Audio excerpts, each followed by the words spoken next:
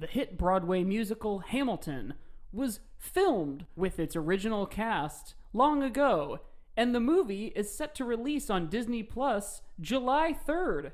So, this month, we're doing an entire month of musical theater related episodes. Picture this. You're living in America at the end of the millennium. They've re-released the original trilogy in theaters, and a brand new Star Wars movie is about to come out. But first, it's time to check out that hit musical on Broadway. That's right. We're covering Rent. How Star Wars is it?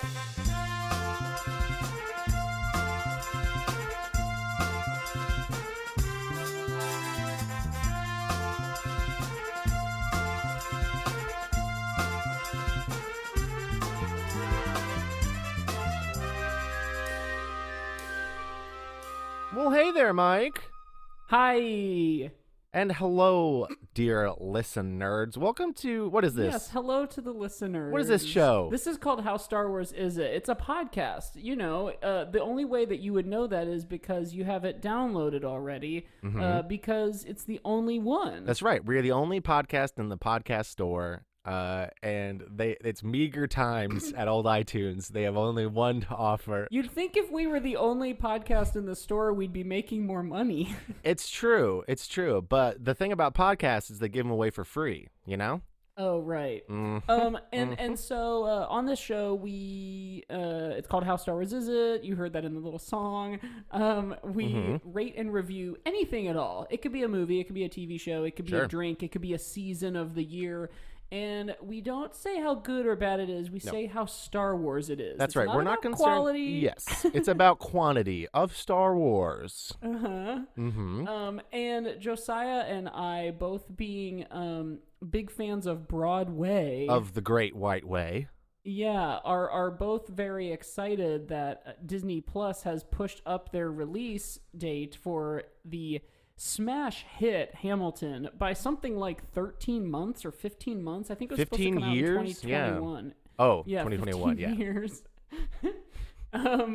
And so we've played around with this idea since this show's inception, but we're going to do a whole month of Broadway episodes. Yes. So Mike and I have some musical theater bona fides, whatever you want to call them. And we also, that's how we met, was doing Anarchy the Improvised Rock Opera. Yeah, right. Which this episode today will be, I'm sure we'll talk a lot about that, but we also have another expert on the show today. Yeah, arguably the biggest of the three of us. Almost certainly the biggest of the three of us. Yeah. Please welcome back to the podcast. Woo! You know her from the Shark Tank episode of this podcast, Caitlyn Cerza. Hi. Woo! Hey, Caitlyn. I'm so happy to be back. It took a lot for me to get here. I had to carve out a lot of time in my schedule. I'm very busy. I live very far away from the studio, so but I'm happy I could make it work. And it's just nice because it's like we know you shuffled a lot of stuff to make it around the first time, and it is good that you waited a full calendar year to do it again. I'm very happy. Yeah, I just, I wanted to give you guys a little bump in the beginning and then see how you could do on your own, and now I'm back. Hey, I think it was a pretty big bump at the time. In fact, I don't know if, and I'm sure it was because of you. Almost. But, I think maybe also we got some real search engine hits because people were like, a podcast episode about Shark Tank? Shark Tank? Nobody talks about I Shark typed Tank. Shark Tank into the Spotify search and only 3 things came up. And one was episode 18, Shark Tank with Caitlyn Cerza. Also, I don't know if it was 18. Also, that was during Shark Week, so who knows? There could have been some Shark Week people that found us on accident. Shark Month. That's why we did Yeah. Shark Month. Our very, I was going to say ill-advised, but no, I think it was some of our best work. Oh, wait, that's right. We backed into Shark Month because we had already recorded the episode with you of Shark Tank, and we're like, could we do like 3 other Shark things? Turns out And we you could do could. 10 other Yeah. Shark things. Yeah, we had, so yeah, I'm looking it up here. So it wasn't a full year, but August 5th, 2019, we had Caitlyn Cerza on talking about Shark Tank, episode 23. That was really cool. Wow. So yeah, that's honestly, that was later on. I thought it was earlier than that, but I'm glad you're back. Me too. Caitlyn, you've That's got. so crazy because this is episode like 60 something. It's been That's true. It's been a long time. 40 weeks. Wow. Jesus Christ! Don't say it in the terms of the weeks. That was like chilling somehow. Like saying 40 weeks was very. That was awful. 40 is a very like biblical number in terms of counting time. Well, that's how that's the gestation period of a human. Whoa. 40 weeks. Dang, this podcast could have had a baby in between the time that the last time you were here. Hey, we don't know that it hasn't. That's true. Oh God, has this podcast been sleeping around? Oh dear. Hey, speaking of, actually, wait, no, I gotta save that for later. But Caitlyn, you also have, yeah, I know, you also have some musical theater bona fides. You're a genuine actor and performer. Yeah, I got that BFA, bitch. I think I just if it's useful for anything, it's for this podcast episode right here. I think I just have a BA. I do. I just have a BA. I don't have a BFA, and I have. Oh, I got the fine arts. Yeah, I have been looked down on my whole professional career. You just got regular arts. Yeah, I just got regular arts. There ain't nothing fine about them. I remember the first time I met Caitlyn was Caitlyn when you were doing Thrones, the musical parody. That's correct. Yes. I was at that was probably the peak of my career at this point, was that 9-month run of Thrones at the Apollo. Almost everyone I know, like my two other very good friends that were in that show, I think it was also the peak of their career as well. So I don't think you're alone in that. I think everybody involved in that got a really cool deal. Yeah, it was a wonderful time in my life. And it was the stupidest thing I've ever done. So it's just funny in terms of like what kind of like quality of show it was. Like it was very stupid and silly, but it was the best and most fun musical I've ever been in. It was also fun for me because I did go to see it, and I also at that time still had never seen any Game of Thrones episodes, which is right. Similar to the episode of this podcast that we recorded where I only watched the finale. Yeah, in fact, I was just about to say, speaking of both Thrones and Caitlyn's legacy on this podcast, other than saying, like, time for Tubby bye-bye or whatever the hell else we say, I think we probably quote you, not on the Thrones episode, but having given us comments to include of comparing it to Star Wars, that everybody has a big fat fucking opinion. We say that probably, every month or so? Oh, yeah, we say it a lot. Every 40 days?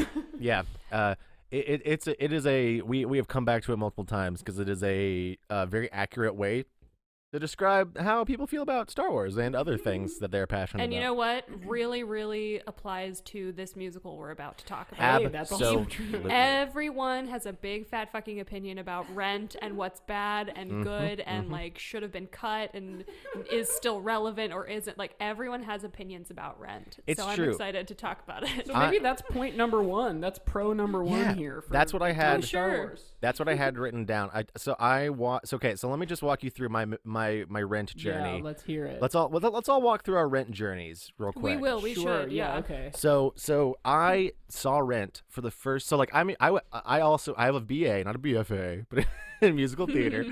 But I was like, there was a lot of blind spots in my musical knowledge still there are.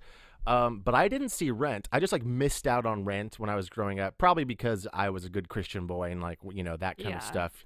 I was like, I would have been like, this is PG-13, or was it R? I don't know. Oh, it is rated R. I'd be like, this is rated R, this is rated R. But so I didn't see it, neither the movie nor stage production. The first time I saw Rent was literally 2 years ago. And I saw my roommate had the final performance on Broadway, that DVD that they did since they filmed it. He had that, and so that was the first time I ever saw it, was watching that. And so I saw it as an adult. I missed out on it as a kid, so I don't have the like nostalgia for it, or like the sort of countercultural thing when you're listening to it as a teen. And I also hadn't seen the movie version until last night. I was like, I'm gonna get like brush up on Rent. And so I decided to watch the movie version since I hadn't seen it. And wow, I have just as many feelings about the movie version of Rent as I do about the musical itself. Oh, of course. It's like an entirely different piece of it's like very culture, different. is the movie versus the musical. Oh yeah, big time. It's very And different. do people have like opinions on that? Of like course, they do with yeah, lots why of wouldn't Broadway they? stuff. Yeah. Yeah, I think the only really the only part I had seen was La Vie Boheme, and that's only because I went to Musical Mondays at Sidetracks a bunch, and like I was like, this is the only part of the movie I've seen, and I've never actually heard them because I've just heard people screaming, singing around me. Let's all take a moment of silence for any kind of fun nighttime activity in Chicago. Yeah, especially Musical Mondays. Pour one R.I.P. out for the something that will maybe never happen again. So what's your guys' Rent journey? I'll jump in now just because mine is creepily similar to yours. I didn't see it. I was aware of a couple of the songs, but I never saw it until I saw a local-ish version. Where was that? I want to say it was in the Cincinnati area. So like you're getting some Skyline chili, then you're gonna go see Red. Yeah, just polished off some Skyline, I had already graduated college by that point, and I think it was my second year living as like a working adult, and it was similar for me that I just like missed it, and I like had a very like meh reaction to it because I was already just sort of over the uproarious countercultural version of myself. Sure. Because I was really uproarious and countercultural. I listened to Good Charlotte even when I was in middle school, okay? Dude. But I've since learned a little bit more about the show. I'm not going to like spend this hour shitting on Rent, but like I just because it didn't grab me so hard because I was, 23 and not 16, I just don't have that, I have a really soft spot in my heart for Tiny Toons, How I Spent My Summer Vacation, because I saw that right at the right time. But, I also had a fairly unremarkable Rent, awakening. Mm-hmm. Yeah, my relationship with Rent is probably a little bit more typical of like a musical theater woman, in that first of all, my mother... So my parents grew up in New Jersey, so they were very close to New York, and my mom would get to go see Broadway shows when she was really little because her mom, my grandma, was like a youth leader or something at their church. I don't remember the details, and Nini, you can text me as soon as you hear this and tell me how wrong I am. But she got to see quite a few shows on Broadway, and I believe that obviously she wasn't like in school at the time that Rent came out, but I think she saw it on Broadway, maybe with the original cast or close to it, because I remember this, she had a sweatshirt that was like Rent merch that was like a lyric, like Today for You, the lyrics. It had like that lyric, and it had like a cool drawing of Angel on it. So she had like a cool sweatshirt. She had the Rent, I believe it's 2 discs, the CD. Hell yeah. And I don't know how I got it or when she gave it to me, but I was in middle school, and the CD had the full packet with like all the pictures from Broadway and like all the lyrics, and I just memorized the shit out of that 2-hour long CD, and I was pretty young, like I was like maybe 12 or 13. Yeah. And so I was like big on Rent. I would write Rent lyrics on my notebooks and like my like fucking like workbooks at school. Beautiful. And I went to Catholic school, and I was just like, you guys don't even know. Like there's all this history about like gay people and AIDS and drugs. Like I thought I was like so cultured and like empathetic and wise beyond my years because I listened to Rent. And I guess kind of in a sense I was, like being like That's true. one of 12 girls in like a Catholic school. Like, and I was just like, you guys don't even know like the things gay people had to go through in the 90s. So they had to drum on the streets. Yeah, they have AZT breaks. Kind of. Oh my God, that part in the song where they realize they both have HIV, and he's like, well, now we can be together. It's like, you fucking dickhead. Yeah. But okay, so to jump on like the end of what you just said, so Rent is like, I don't have a lot of association like deep down in my heart with it, but I recognize it for like how important it was and is, and like how it was a shift in musical theater and how it changed the game for musical theater. I sense another pro coming on. Yeah, we got a pro coming on here. But that's the thing is like what was it? Oh yeah, there was I was reading this Twitter thread about like accessibility for the arts and like why Broadway shows should do more like videotape like tapings or viewings online or on TV or whatever, like when the SpongeBob SquarePants musical was on Nickelodeon and how Hamilton's gonna be on Disney Plus, and like some asshole was like, no, theater's ephemeral, it's part of the experience, and then the person who was talking about was like, it shouldn't be only people in New York who have $200 to $500 that get to see shows. Right. And he was like, I got lucky and saw Rent when I was like 15, and he was like, and it changed my life, and it opened his eyes to different worlds and different people, and also to a different kind of art, which I don't think Star Wars has necessarily ever opened up anyone's eyes to a different kind of people or like different ways of suffering, but it did change the game. True. It did change the game as far as like blockbusters and sci-fi goes. This white boy also feels like he deserves more than he's getting. And guess what? He's magical. So don't worry. To that point, though, of it like being a game changer, and my Rent journey, by the way, is still not done. I have more things to share. But I went to a performing arts high school where we learned about like the history of musical theater, and I guess in relation to Star Wars, again, I have maybe seen 1 or 2 Star Wars movies and like could not be bothered to watch anymore. I think I know what explains those 40 weeks of absence. Oh, right. I forgot that Caitlyn does not give I a was shit. busy not caring about Star Wars, but like the markers of musical theater history, there's like certain shows that kind of like mark when things changed. Right. And there's like Showboat, and then there's like West Side Story or Oklahoma, and then West Side Story, Hair, and then it kind of skips from Hair to Rent, and Rent was like a big Hey, game what changer. about Cats? Huh? Oh my God. And Lion King. Cats changed the game because before then there wasn't an entire musical that was only Cats. Yeah. That's true. And also before then, Oh, wait, musicals. what was Bandstand? I think Was that all Cats? I think Cats changed Is that the a game. show? Cats changed the game because before Cats, musicals had to be about something, and then they made Cats, and they're like, oh, we can just do whatever, I We guess. can do whatever we want. Yeah, it's fine. Sorry, Caitlyn, I didn't mean to interrupt your journey again. Keep Oh, going. no, it's okay. Yeah, I'll keep going. So anyway, I went to performing arts high school, loved Rent, blah, blah, blah. In college, I was in Rent. Oh, hell yeah. I was Joanne in Rent. Hell and yeah.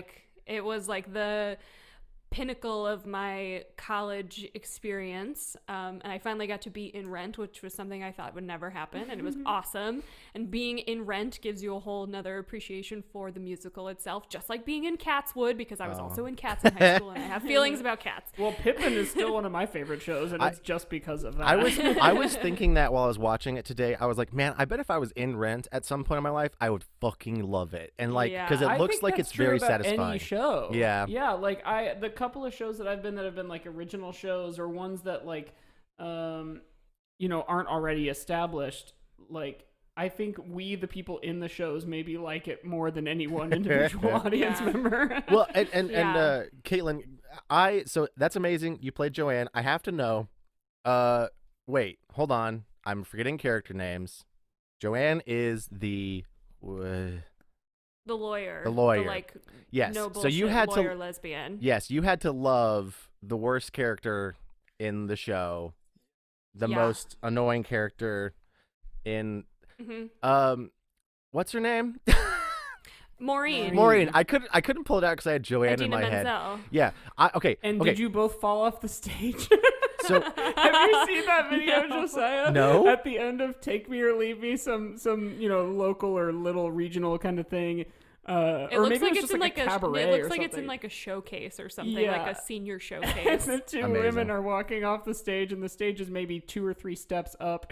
And the first one, when they go like, "I'm gone," the woman in the lead like made it all the way down. The second one just falls on her ass. She trips on the stairs and she falls so hard. you have to send me that because I want to see that. man. I'm gone. I'm gone. well, and she face plants. What I was realizing last night, like, embarrassing. at least in the movie, Maureen like is not in the show for like an hour, and then she's in the show. Yeah, and she she's has what we call the princess track. the princess track. Yes. And she Which has, is what Josiah had in Bright Star. It is, yes. I had the princess track, one of the many princess tracks in that show. But by the way, I recommended that our first episode of Musical Theater Week be Bright Star. But Caitlyn and I don't remember it very well. Hey, listen, it's I think I fielded a lot of questions about how Star Wars it was when we were doing it, because that's when we started the podcast. But no, I was like, wow, Marina is very like. I actually, in my notes, I wrote down, I don't believe anyone is clapping or laughing or enjoying this performance. Whenever she does her, like I don't know, protest art thing, I was like, no, this sucks. Like, no one will be like, ha, ha, ha, funny. They'd be like, this is awful and painful to watch. But the other thing I realized, and I'll talk about this again in the game, is that Rent takes place in 1990. And so I thought it was in the late 90s, like when it came out, like in 96. But no, it's like literally set in 1989 to 1990. So I guess times were different, and maybe people had different tastes about bad theater. That's kind of the thing. Like Rent, we're so far past the time when it was written and took place that like it is a period piece now. Like you can't be like, we're doing Rent but present day. Like you can't do that. You have to totally like immerse yourself in like the early 90s-ness of it. And part of that is kind of cheesy now. So like obviously you do Rent now and you see Maureen do this like crazy performance art thing and you're like, people wouldn't do that. And you're like, well, they did. They did do that. And it was ridiculous and it was artistic then. It was but now it's mom being like, stupid. you want to hear the music that we used to listen to when we were young? Yeah. It's like New York. It's like New York was a little scarier back then. It was 1990. People did weird performance art, and AIDS was the big thing, which is the other reason why this musical, you know, sometimes feels dated, and sometimes like when people are like, is it relevant or not? It's like, well, yes and no, because you're right. It is a period piece. Absolutely. It's very much a lens on what was very important at that time. But then it does sort of, and it's kind of so sad and also terrifying just for our world about how quickly like people who weren't in the gay community like forgot about AIDS. And it's like, it's only been like 30 years since 1990, and we're like, that's not important anymore. It's troubling. Yeah. It's troubling. And I think part of it is that like once we hit 2000 and like that was 20 years ago, that 20 years, like we made so many crazy leaps as far as like technology and like it feels like it was like 40 years within that 20 years. You know what I mean? Like that's why 90s feels so long ago. And even in terms of like social stuff, like, you know, it's like gay marriage became legal faster than like any other social issue because of the internet and because of like everyone being more connected. And so we kind of are like, everything's fine now. And it's but so, still we have not done enough. No, not at all. And so like the things that were happening in the 80s and 90s, they feel like they were in like 50, 70 years ago, where it's like, no, that's ancient history. It's like, no, there's people alive right now who experienced it and went through it. And it's sad. Like Star Wars? I don't know. Well, no, given that it is, in fact, a period piece and how we just talked about how long it seems the 90s were ago, would you say that this takes place a long time ago? Honestly, yeah. In a galaxy far, far and away. Like the Lower East Village in the 90s sort of is a galaxy far, far away. Man, I took so many notes because like one thing that I realized last night was rent hits different during quarantine, y'all. Like there was something about like they're like, we shouldn't have to pay rent and all this stuff, and I'm like, hell yeah, dude, rent freeze, let's do it. Like, like fuck, you know. That's a good point. I didn't even think of because there's this virus that's eviscerating the country. Yeah, dude. Like they're like, people are sick, and like a lot of times it's stuff we can't control. And like, you know what's crazy too about that? I learned today because I knew at some point that the story is based on Vie some Boheme. loose spiritual degree to La Boheme. Yeah, La Boheme. But I didn't realize that it was to the point of like the characters were completely revitalized. Like they're all the same names. They're basically the same names, and the big disease at the time was tuberculosis. Yeah. That's so wild. Mimi's dying of tuberculosis instead of AIDS in right, La Boheme. which like that makes that is somewhat Star Wars because Lucas was just like, I want to do Flash Gordon, but like on the big screen.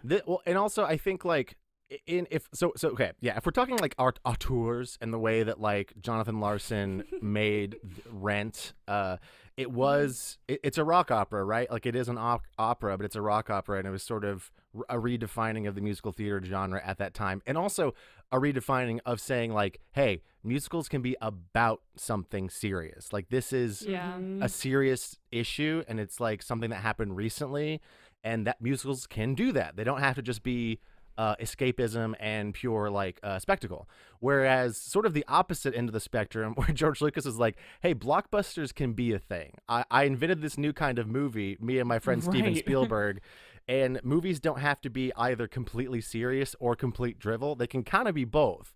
And so like from an artistic perspective, I think this one's gonna get like a big the people behind the creation points. Yeah, because they were visionaries.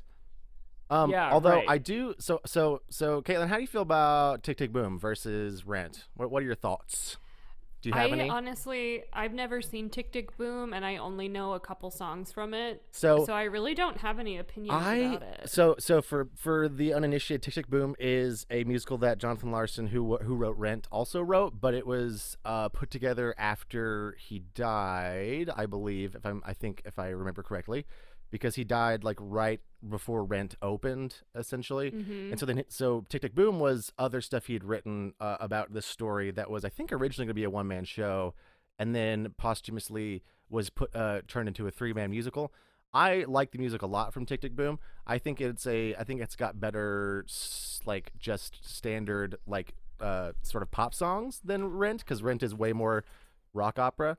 But I bring this up just because I wanted to say the worst show I saw in Chicago was a production of Tick, Tick, Boom, and it was so bad. And Where was it? Oh, I don't remember, and if I did, I wouldn't want to say because I feel like it'd be talking shit. But it was. Oh, you don't want to spill the tea. I truly don't remember the name of it, but it was one of those like. What kind of kiki is this? It was one of those small theater companies in Chicago where like the like sort of like head of it, like the creative director of the theater company made a theater company because they wanted to cast themselves in shows they like. They were like, I want my friends to do musicals with me. Let's do Tick, Tick, Boom. The me and my two best friends. The unfortunate thing was this dude was tone deaf, couldn't harmonize or really sing. But then I looked at his credits and he had been in everything, and I was like, and then I looked and I was, he's the creative director. Where? He's the creative director of this company, and all his credits. I've been in all of my own YouTube videos. Yeah.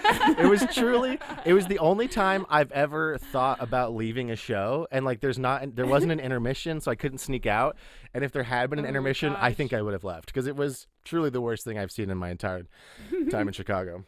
I have a couple of notes here from a not behind the camera, but like story type notes. And then we can maybe, I'm looking at my playhead. I think we started something like 7 minutes after we've got plenty of time. Recording.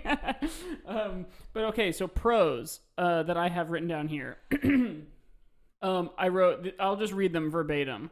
Number 1, fuck the man. Hell yeah, dude. That's very, rebels. Number 2, colorful rebels who each have their own thing. Like Luke's the farm boy, Han's the scoundrel smuggler, Angel is the drag queen, street drummer. Roger plays guitar. Mark has a camera. God, Roger sucks. Can we talk about... Okay, Mike, I hate to interrupt you. Of course. Roger and Mimi are the worst. I hate to interrupt you, Mike, but like, yes. So we do have archetypal 89, 90 characters. Is Roger the one who's all like, "Hail Mary"? Yeah. It's Adam Pascal. I'm hot sick. Yeah, it's Adam, and it's Adam Pascal at his most like rock nasty boy ever. Should we do School of Rock at some point? Absolutely. Let's get Becca on the show. Yeah. We're friends with her, kinda. Yeah, we are. I am. I'm friends. Yeah. Okay. Yeah, let's get back on the show. But anyway, oh gosh, yes. So, so one of the other notes I wrote. So like, okay, first off, the movie does open better than the musical, at least more strongly, because the musical's opening is like the wildest opening I've ever seen because it's so weird and disconnected and disjointed.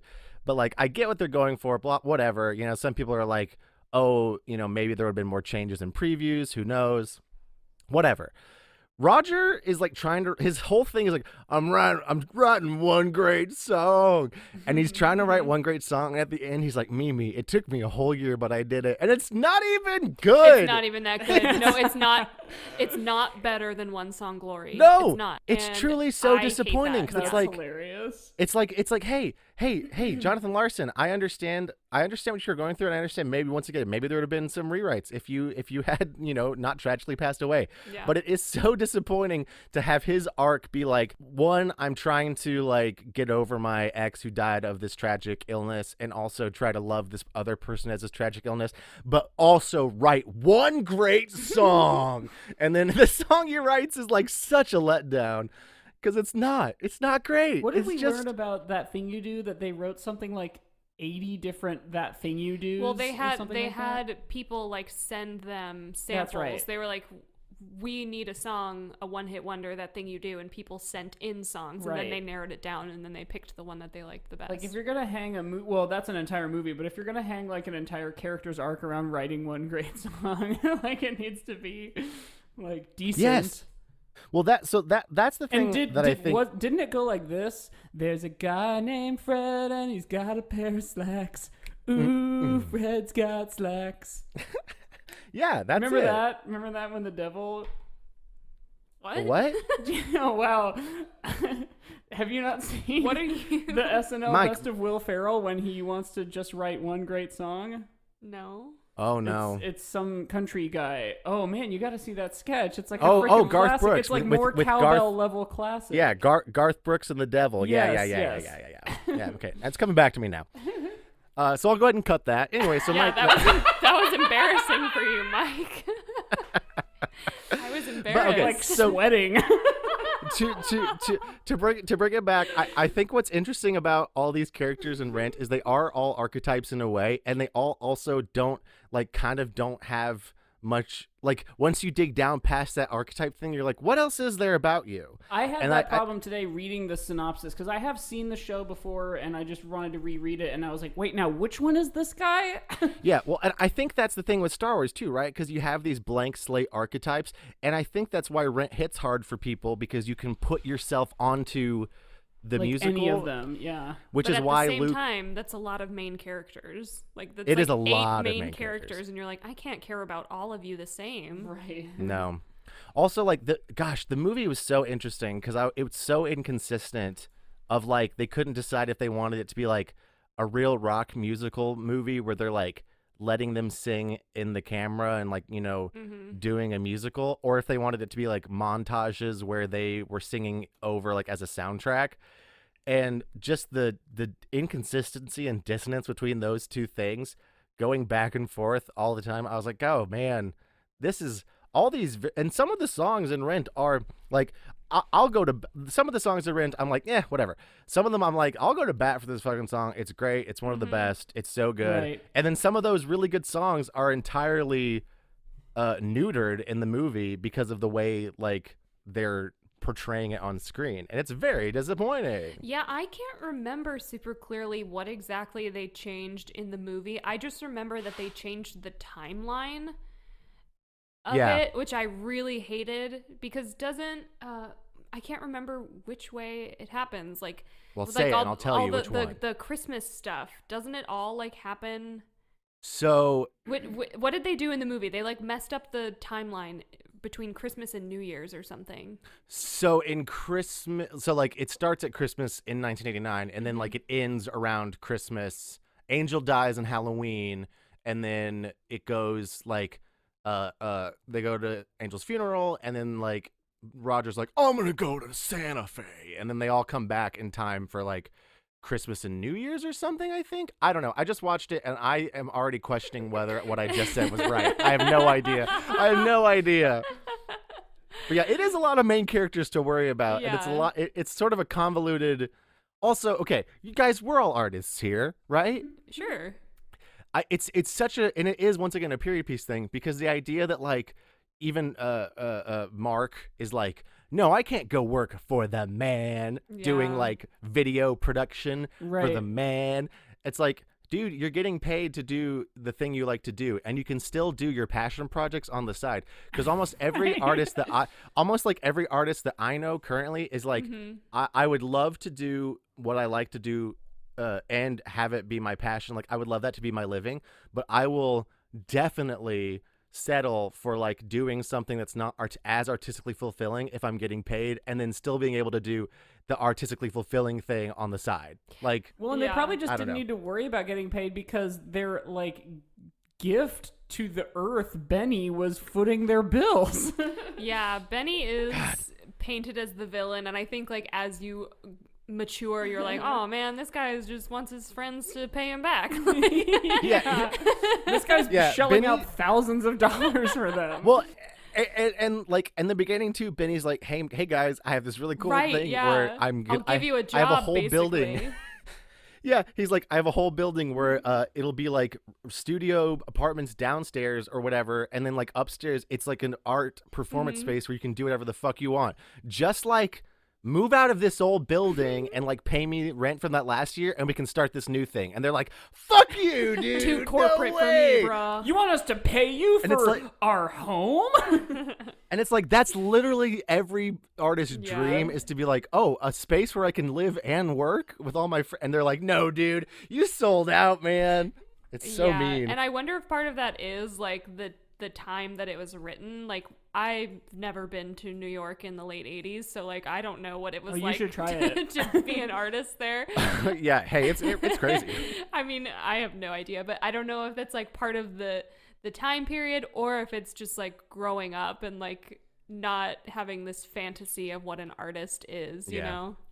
Well, I think it definitely is at the time, because like we said, it's a period piece, and the idea of like Bohemia and the whole like artist, that's just that is, I think that's the other reason why sometimes Rent falls a little flat for people, is because it's talking about a countercultural movement that does not really exist anymore.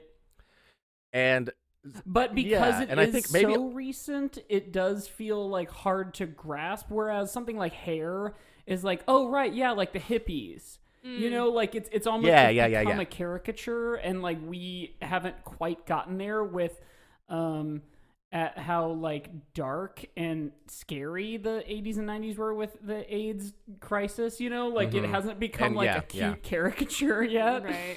You're right. I can't get a Halloween costume of it. Like right. So I don't. Yeah. Should we go to the break real quick? I could literally talk about this forever because I find Rent so interesting. Let's go to the Sarlacc pit. Whee! And we're back. And we're back. Okay. So petite. I don't know what that was, but I very much enjoyed it. Gibberish that we speak. Bordering on offensive Italian-sounding accents. Sure. Hey, listen, I did put down, I've been trying to do some more voiceover work, and I put down that I could do an Italian accent, and it made me realize I need to practice my Italian accent. Okay, so I've got the game today. In my notes, it is just called Rent Game. I didn't think of a good name for it, but let me see if I find it in this intro to it. So this is inspired by, pulling back the curtain a little bit, we are also going to be recording a Harry Potter episode to this recording session. I don't know I can't remember if those are coming out before or after this comes out. After. But anyway, after. So it made me think of the classic from our clip show episode where I sang names from Harry Potter to the tunes of We Didn't Start the Fire, because when I was watching Rent and Vie Boheme came on, I was like, this song is We Didn't Start the Fire. Absolutely is. God, they're just like name checking shit. Pee Wee Herman's in there. Yeah, they're just listing stuff. Yeah. Do you want to know a fun fact about that though? Yes. You know, I mean, there is a lot of nonsense in that song, and a lot of that is because it's just like Jonathan Larson's like personal things. That one lyric that Mark sings, the riding your bike midday past the 3-piece suits, like that's nonsense. That's something that Jonathan Larson like used to do. He used to like ride his bike like down these like fancy boulevards and see like suits in the window, and he just like put that in the song. Like it has nothing to do with anything. It's like that meme of like, your experiences are not universal from Kimmy Schmidt, where it's like, hey man, but I bet it's a good song. But anyway, so I realized that it's the same song, and then after making this game, I realized that We Didn't Start the Fire was released in 1989, which is when Rent takes place. Wow. So first off, I want everyone to watch Rent and imagine that We Didn't Start the Fire is playing in the background of every single song. That's every single scene. Someone in every scene of Rent is listening. Yeah, it was very popular. Oh, I see. So- I got it. Yeah, it's just ubiquitous. It's just on the radio. Yeah, it's a Got big it. song. So anytime So- someone's so- like wearing headphones or like on a bus, but we don't hear the inside of They're the bus. listening to Billy Joel. Yeah, yeah, they're all listening to We Didn't Start the Fire. Buddy Holly been her. But so this game, in sort of the spirit of whenever you were on last time, Caitlyn, when Mike gave me Shark Tank questions and you Star Wars questions, Right. I'm this game is going to be I'm going to give Mike some Rent questions, and you're going to have some more Star Wars related. Okay. But so Mike, here's what I'm going to do. I'm going to give you two things. You have to tell me which one was in Rent and which one in La Vie Boheme, the song La Vie Boheme, and which one was mentioned in La Vie Boheme, and which one is mentioned in Billy Joel's We Didn't Start the Fire. Okay. okay. I'll do okay All at this, right. I think, because I know We Didn't Start the Fire like fairly well. Okay. So first Unless question. there's tricks. There might be some tricks. First question. Dorothy and Toto, Doris Day. Which one's in La Vie Boheme? Which one's in We Didn't Start the Fire? Dorothy and Toto is in La Vie Boheme, and Doris Day is in We Didn't Start the Fire. Very good. Can you sing the lyrics? Doris Day. What about the Ren one? Do you know the Ren one? Dorothy and Toto. Yeah, they're the same tune, which is crazy. Wow. Chubby checker Dorothy, Toto in the Congo. So Caitlyn, now it's your turn. Okay. So Caitlyn, now you're gonna tell me, is this these two things I mentioned? Are there which one is in La Vie Boheme, the song, and which one is in Star Wars? Okay. So Luke Skywalker or Maya Angelou? Okay, I know this one. Luke Skywalker is in Star Wars, and Maya Angelou is in La Vie Boheme. Okay, you got it. You both really nailed the first round. Can you sing where Luke Skywalker happens in Star Wars? So I think it's we're in gonna the do a beginning. snake. We're gonna do a snake order. So Caitlyn, it's your turn again. Okay. So Caitlyn, tell me which one. La Vie Boheme, which one's Star Wars? Blue Milk or Absolute, the vodka? Absolute is in La Vie Boheme, and so I guess that means blue milk is in Star Wars? You are correct. What Although is... I don't They think drink blue milk. Oh, it's they never just- really oh, called oh, attention okay. to. Yeah, it's but never. the I was milk gonna they say drink is it's blue. never referred to as blue milk, but Yeah. like just everyone else calls it that. Okay, Mike, Oh, it's your okay, turn. okay. Ready? Everyone else calls it that because it has the consistency of milk and it's the color blue. It's blue. It's blue. Yeah. Mike, South Pacific, Sondheim. I know this one too, because the We Didn't Start the Fire line is South Pacific Maggio. and I remember hearing Sondheim in La Vie Boheme and thinking like, oh, musical theater. Yeah, I listened to it today, by the way. you've got it. You've got it. The South Pacific. I put that one in because South Pacific's also a musical. I don't Yeah. think Billy Joel was referring to the musical, but you know. All right, Yeah, snake no, he's order. probably referring to like the theater of conflict. Yeah. So, Mike, you actually mentioned this one earlier, which means I think you're going to get it. But here we go. Liberace, Pee Wee Herman. Oh, I did mention that. I don't remember Liberace and We Didn't Start the Fire though, but I think it's got to be in there. He's as big as all those other things like AIDS, crack, Bernie gets, hypodermics on the shore, China's under martial law, rock and roll and cola wars. I can't take it Damn it! anymore. I'm mad that you know the lyrics so well because it's making this game way too easy for you. And yeah, Pee Wee Herman is in Rent. You're correct. He plays Which Roger.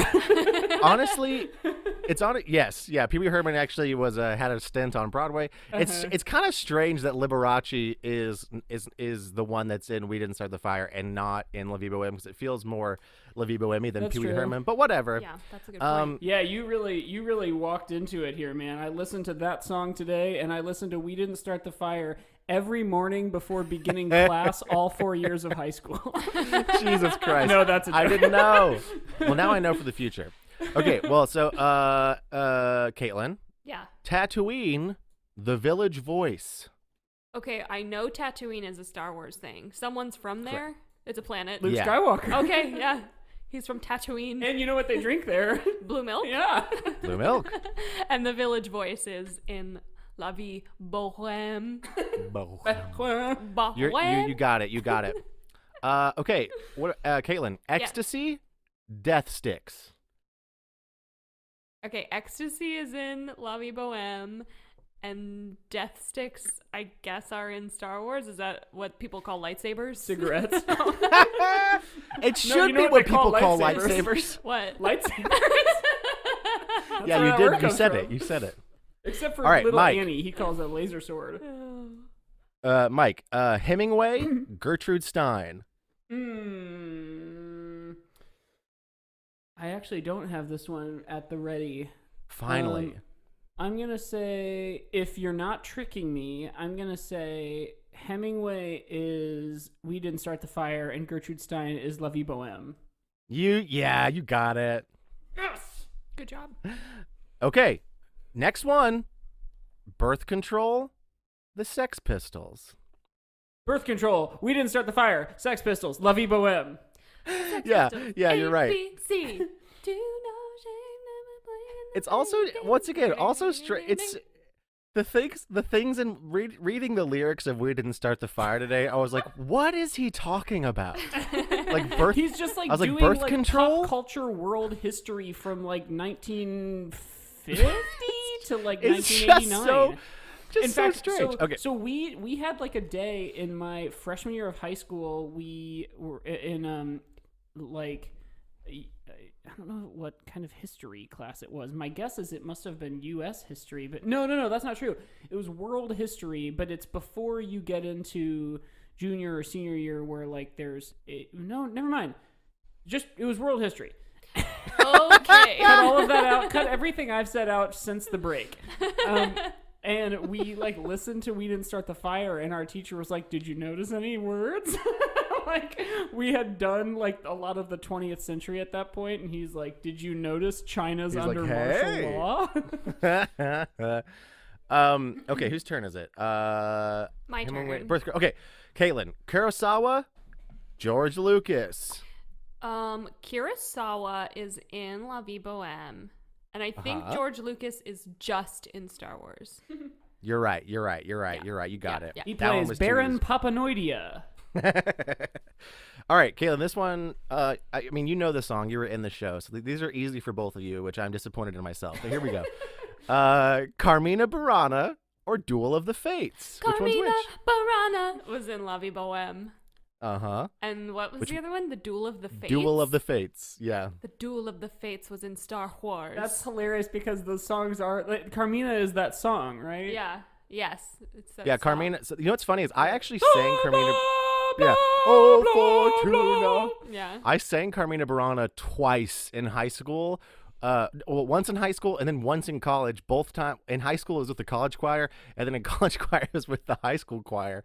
Like I've sang the entire thing, like the whole thing, Hold on, even hold the on. B Wait, side. why We're gonna have was to it go. backwards? We're gonna have to go right on back to what you just said.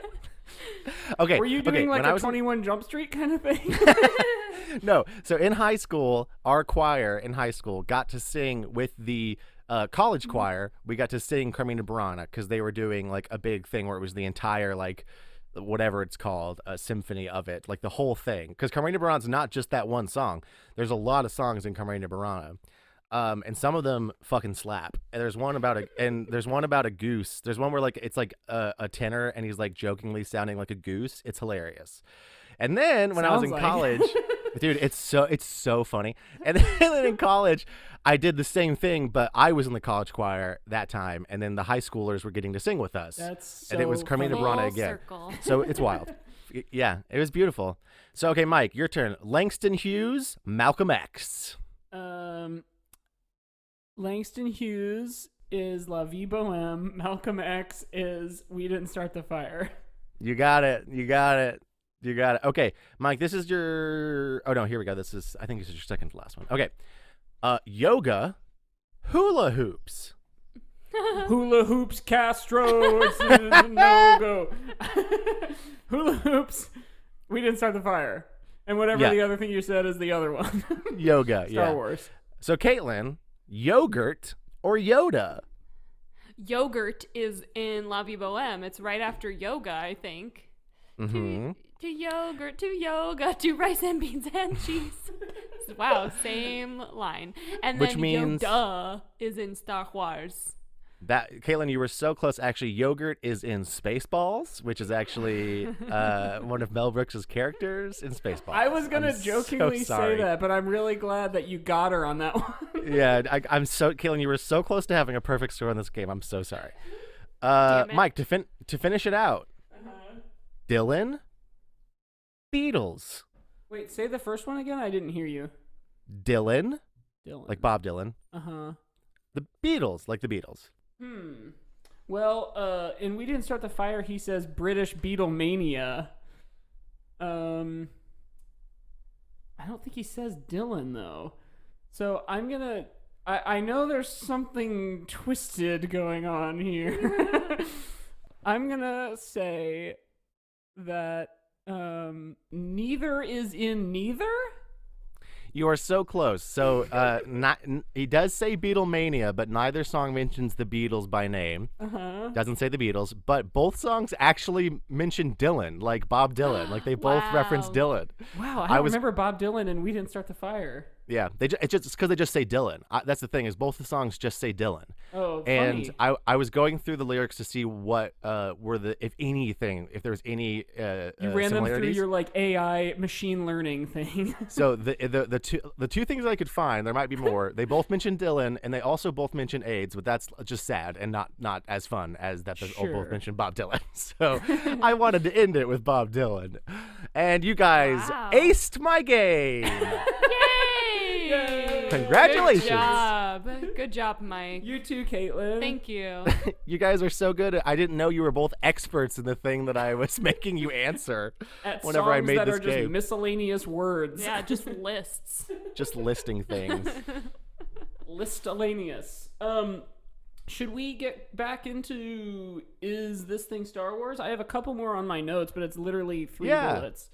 Yeah, let's jump back in. Pro, and we've talked about this sort of inadvertently, obviously, because it is in fact a musical, but is that this thing is full of music.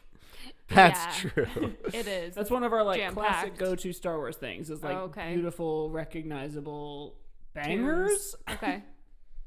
Yeah, this song, this musical is full of bangers. And like I didn't said count before, how many songs there were, but it had to have been like 525,600 songs. Yeah.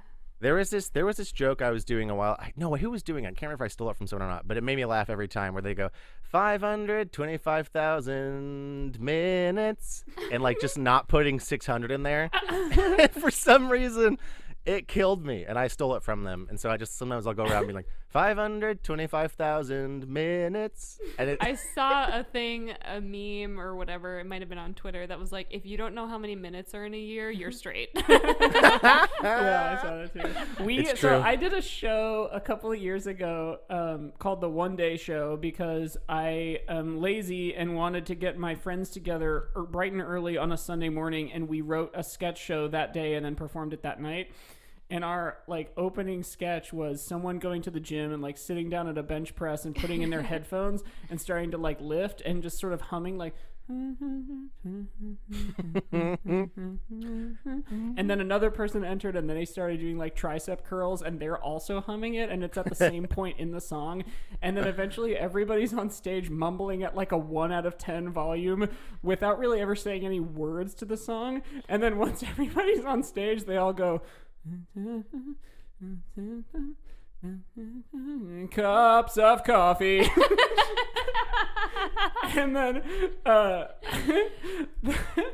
like the full first verse and chorus like finish and we're still just mumbling, and then the last person enters the stage and they're also listening to Seasons of Love but singing full volume the beginning of verse 2 that is just like and then we all like look at her because she's so loud, and she takes out her headphones and goes, "Are you guys listening to Rent?" Guys, raise your hand if you sang a choral arrangement of Rent at some point in your life. I'm raising my hand. No, I didn't either. Listeners, raise your hand if you ever sang a choir. If you're a choir nerd out there, you know you did. Come on. Put those hands down. No. Everyone, drop your phones, whatever you're holding. Put your hands up. No, put your hands down. Pick your phone up. Don't listen to Caitlyn. Take your phone. If you and did a throw choral it. arrangement, put your hands up. Did either of you? I think Caitlyn and I have talked about this before, but did you ever have the Broadway Kids CDs? Oh my friend was just posted about that on Facebook. Really? He was looking for a copy of it. Yeah, it's like not easy to find. I never heard of it, but it's like it's sort of Kids Bop, but for Broadway musicals. In fact, it's where I first heard the Gavroche Little People song from Les Mis, and it's where I first heard Seasons of Love. I think it's where I first heard maybe a Pippin song. I can't remember all of them, but it's basically, it was just like selections from Broadway sung by kids for kids. Wow.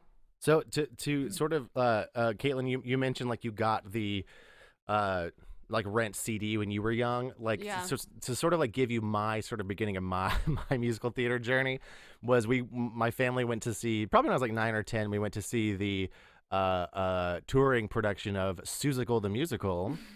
And my dad was very nice to me and my sister and got us the CD, and we listened to that and memorized basically the whole thing. Very so that was family friendly. That's funny because I also had a memory of that was similar to that when you told that story. But the R album that was 2 discs that we got really into after our parents did was Phantom of the Opera. Oh dear. We're gonna have to do another musical theater month.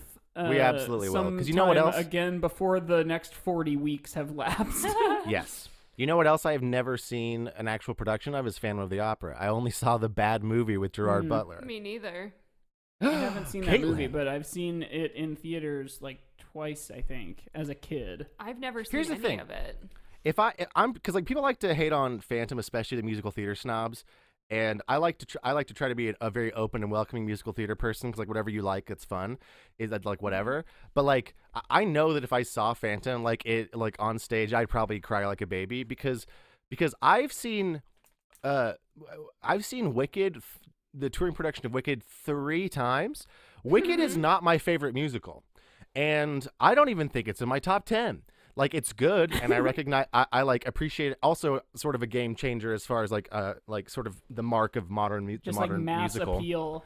Yeah, right. the mark of the mass appeal modern blockbuster musical is sort of like what Wicked was. But I've seen it 3 times and cried every single time, like at the same spots.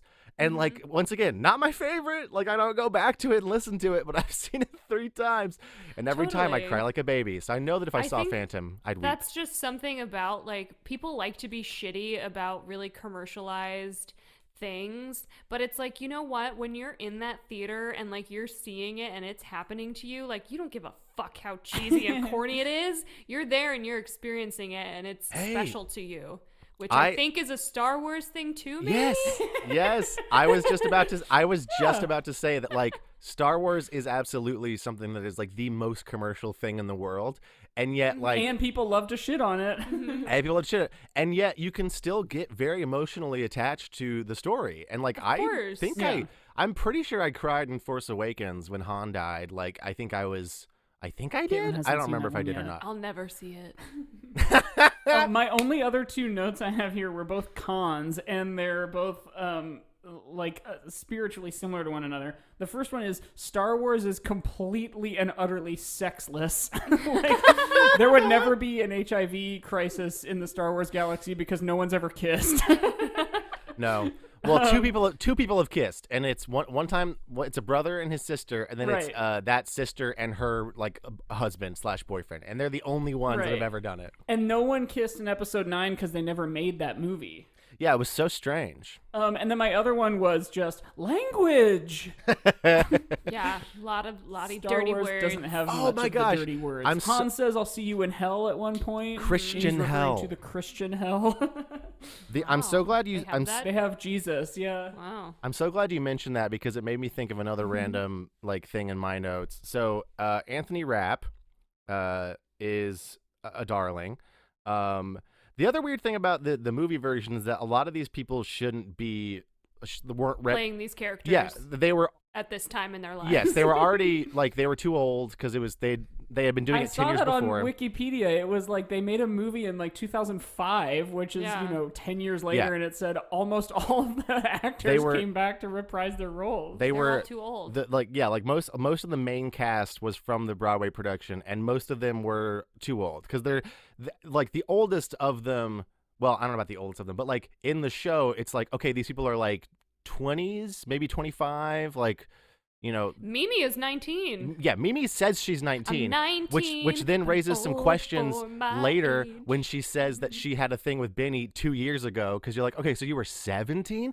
How old was Benny? Because especially in the movie, because he looks like he's 30, and you're like, okay, this is rough.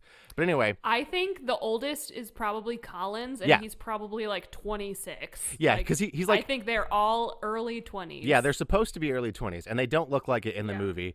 And also, No, like they most of them are musical theater actors, and they just weren't right for a film version of this show. Anyway, yeah. So Anthony Rapp, the reason I can't. Gosh, how did I connect this? Oh yeah, you said the language. So I was saying I can't wait until someone says fuck in Star Wars. Like it's gonna happen one day. Like there's gonna be some like Disney Plus or like I don't know. It's gonna be on their weird adult app. It'll be on Hulu, and it's like a dark it's The Mandalorian. They'll get to say it in The Mandalorian maybe, but in the most recent Star Trek series, which is on CBS's streaming thing called Star Trek Discovery, in the first season there was this big thing because one of the characters says fuck. They're like, this is so fucking cool, and like there was a lot of articles. They're like, it's the first F word in the Star Trek like canon, and the thing is, Anthony Rapp is in that series. He's like the head engineer of Star Trek Discovery. So it was very interesting to go back and watch him as a much younger person, also doing musicals, because I'm very used to seeing him as like this incredibly blonde and incredibly pale, like incredibly smart and erudite engineer on Star Trek for 2 seasons. And then now I got to see him as just like Mark running around on his bike. And I was like, oh, that's cute. Running around on his bike. He's such a little rascal. Just a rascally guy. But yeah, those were my only other notes. The sort of like the griminess of it is a little bit Star Wars, that sort of lived in rebellious hovel kind of stuff, but the content subject matter would not fly under George Lucas's prudish nose. Yeah, it's not for kids. It's not for kids. I think let me just run through my notes, see if there's anything else that is important. No. Santa. I did write down Santa Fe is in every musical, which is strange. Also, I wrote down one of my favorite lines that you look familiar like your dead girlfriend. It's such a strange, like, happy tune for such a sad thing to say. What else? I think there's nothing else. Oh yeah, Sarah Silverman's in the movie, which is strange. What? Really? Yeah. She plays Alexi Darling, right? Yeah, she plays the like. Doesn't she? Well, she plays the whenever he goes to get like a job at the Buzz line or whatever. She's Buzz the line, yeah. So she's been in 2 movies with Adam Pascal that we know of. Wow. Mm-hmm. Okay, so the thing about this movie, she also plays the hilarious character of the bitch girlfriend in School of Rock. Yeah. Dude, I remember watching the special features on the DVD of School of Rock, and there was like an outtake thing where Sarah Silverman's talking, and she's like, "Why don't I get to be funny? I'm funny. Why can't I be funny in this movie?" And I that was my first introduction to Sarah Silverman, was that movie, and so like I didn't know that she was like a comedian. And Me so neither. Right. I didn't know for a long time, and then like in retrospect I was like, that makes so much more sense now.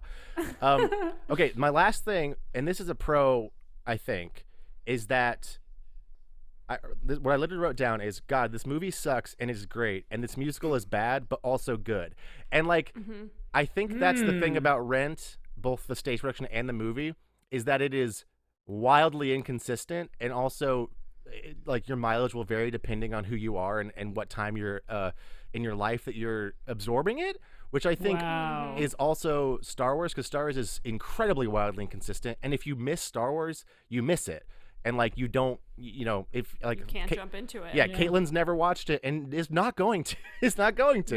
No. Right. And I never will. And similar to how like I didn't watch Rent for a while and I just didn't get into it, and I think that like that's a pro. But yeah, I don't know. That was the end of my notes that are like germane to the conversation. I like picture myself. I picture you finally saying you want to watch all 11 Star Wars films, Mike. and us watching it. No, wait, and us watching it, and then me going like I'm just. The vision I have of me in that situation is the most embarrassing thing I can conjure in my brain. Because I'm just like, okay, now this guy, his species is called a Wookiee. They're from Kashyyyk, but he hasn't been to his home planet. And you don't even really know about that until the prequels. Like I just see all that play out. Like, now this guy was called Walrus Man when the movie first came out, but his real name is Ponda Baba. Like, it makes me want to just jump off a building. Oh man! Josiah, I want that to happen. Have you ever seen How I Met Your Mother?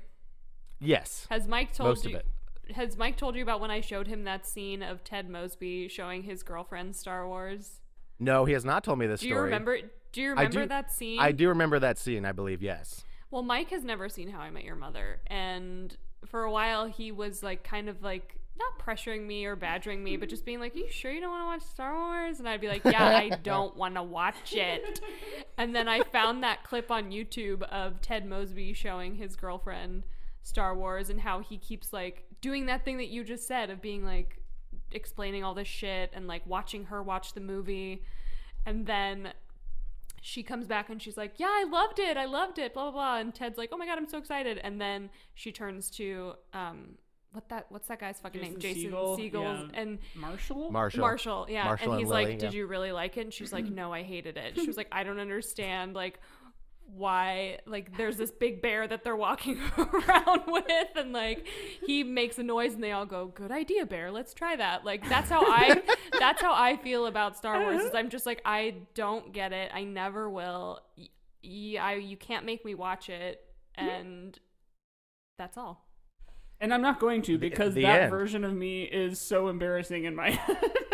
Yeah, and I'm embarrassed about it. In the original one, only Han Solo shoots his gun, but then they went back. Yeah, he shot first. I never want you guys to. Good, summary though of like kind of what you said, Josiah, and what you just said too, Caitlyn. Of like, it is cemented into a certain portion of the population's head, and it's not going anywhere, no matter how many counter arguments you throw at it, however many like arrows you try to throw to deflate it. The person who likes it is going to be like, "It's my favorite thing."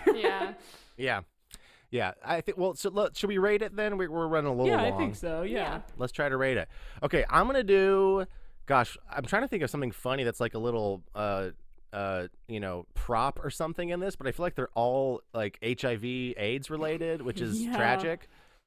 Let's see. I just watched the movie, so I'm going to do, what's something in the movie? I'm going to do montages that undercut the effectiveness of the song. I was going to do minutes, but our scale only goes to 10 and not 500,000. I think I'm going to do like Caitlyn cameras? has to give it a unit of measure too. Yeah. Oh, I forget. Do you give a unit of measure first and then you'd give a rating? You say like however many out of 10. Yeah. Oh, okay. I forgot. Yeah. Okay. I'm going to measure mine in guitar licks, which is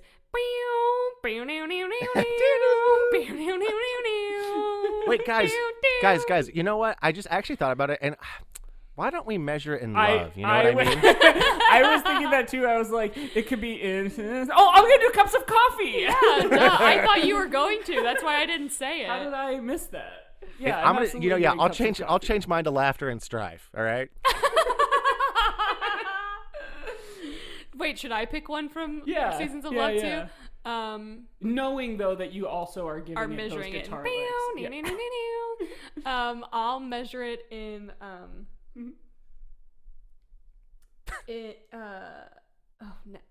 I'm gonna measure it in diapers. Yes, Seasons of Love too. Yeah, yes. In diapers, report cards, in spokes wheels, that's the second speeding verse. tickets. Why did I pick spokes wheels? Yeah, they're like they saved the lesser fun Yeah. stuff for the second part of the Very, song. yeah. They're like, these are That's like a real case diapers. of Shepherd's Why This Jubilee. Why are these joyful strains prolong? Okay. It's a real the new moon hey. The new moon, hey. Oh my Okay, God! okay. All right, well, I'm gonna Cups give of it. Gosh, coffee, I even though we've diapers. given it a lot of pros, I think the cons outweigh the pros because Sure. it is a musical and it's like very much real in its period. I'm gonna say with the pros we gave it, I'm gonna give it 4 laughter and strife. Okay, so like, is that 2 laughters and 2 stripes? Yeah, it's even mix of laughter and strife. Because there's some levity and some serious And some stuff. strife. Yeah. What about you, Caitlyn? Well, I'm measuring it in diapers, and I'm also thinking about like all the pros and cons that we've talked about. I feel like they all kind of like, cancel each other out. So the biggest thing that I'm basing this off of is like my own personal interest in it, and they could not be more different to me, Rent and Star Right. Wars, based on like how I'm interested in them. So I'm gonna give it 1 diaper. Fantastic. I just want to Fantastic. like tell people what this podcast is, but not give them the thing we say at the top of like we're saying not how good something is, but how Star Wars something is. So like we just say it's a review show where we rate and review things. Like our most recent episode we did was Rent, and our guest gave it 1 diaper. Just no context. 1 diaper. And I am doing cups of coffee, and because I listened to Rent today and I thought about Star Wars today, and we're recording this podcast today, I'm going to give it as many cups of coffee as I drank today, which was 2 regular size ones and 1 really big one, which was kind of like 2. So I'm gonna give it also. I'm gonna call it like 3.5 cups Sure. of coffee. Okay. Well, I think with our 2 4s and Caitlin's 1, it's probably around 3 anyway. So that's Yeah. solid. Yeah. Well, let's wrap up because we got I think some we more really did stuff some to do. important work today. I think we might actually win a Pulitzer Prize for a drama. You should. Yeah. I hope you do. We gave Rent 1 diaper. Yeah. I We can have to- yeah. guarantee you. Well, you did. Josiah and I just danced around for a while, but I'm going to guarantee that no critic during any run or revival or regional production of Rent ever gave it 1 diaper out of 10 diapers. Almost Yeah, certainly. I Almost agree. certainly not. But we should wrap up. So do you want us on the internet? Because if you do, we're at Stars on Twitter and Instagram. You can send us an email at agoodpodcast@gmail.com. You can find Mike on his stuff. Take it away, Mike. Yeah, I'm Word Gospel 09 on Instagram and also YouTube, and Twitter I'm Mike Gospel. Caitlin, do you want to plug any of your things? Yeah, you can follow me on Instagram. My handle is Kiki_Serza. I think that's also my handle for Twitter too. Don't follow me on Facebook. Just do Twitter and Instagram if you must. Both of those things are protected, so I will have to give you permission. Damn straight. I also created a website recently for my voice-over and Right. acting work. So if you're interested in hiring me or just want to like tell me how good my website looks, it's josiahrobinson.biz. Yeah, that's right. .biz. He's a businessman. Not a 'cause businessman. the .com was taken, but the .biz made me smile, so I thought I'd go for it. But I think it's about time for Tubby Bye Bye, right? Yeah, tell your friends about the show. Give us a 5-star review, please, because we need that. Yeah. And yeah, no, it's definitely time for Tubby Bye Bye. The wonderful thing about Tigger. So, like we always say, Do you want to just We love you. Hold on, sorry. Oh, yep. Oh, cut and Caitlin's we'll do doing it too. again. Yes. She knows. Okay. it. Yeah, I know don't it. know why I hear it every friggin' week. Yep. Okay, so like we always say, We love you, and may the fourth be with you. Bye.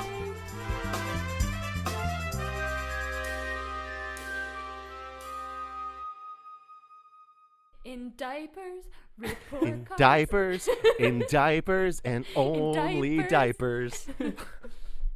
Just so Was I diapers remember in We Didn't Start the Fire?